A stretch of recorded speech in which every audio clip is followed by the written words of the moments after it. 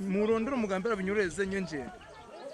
Aberbiye kwaso chairperson w'ebina by'entunguka umuruka gwa kishanje najangu batungire sente za parish development model binirwaro n'amashanyarazi isi za parish model na inazikwatireho cyane mukundire kandi government ayigumeho atatarugaho itwe nk'abantu bakashasha town council turakuna mu 7 harigana harice igana Nicolas Gumara yasima President Museveni ahabwo kubakorera ruguto rwa kashashamuko no kutaho mu mucanga cyabo agerezo kutukorera engudo yatuikanisa n'abaturage no wataragama nawe nahatoragagira ki urakundana nawe nicyo twasima President Museveni konka haba habindi bintu ebiturenda ngu President Museveni twashwa kumwongera karuru ebyiturenda ngatwongere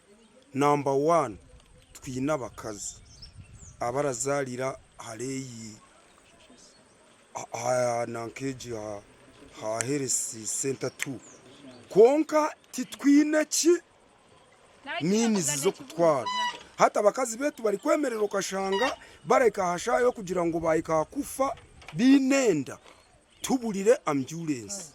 nitwena ngo Museveni yaheza kugira ngo gumurundi tuze kumuha buri heresi center 2 atekwa kubarataho ambulance nagira ngo amashomero ga primary bagine nkongati bine secondary school hamwe na vocational school secondary ko twine Bufundi college town council yakashasha ati ari mu secondary Grace yashaba government okugumana ekinjira abatwa abatakizire kukinjiza abana babo hamwe no kubakinjira bagume barija kutureba tutayayire mukama akitwe nkakuno twine mabatwa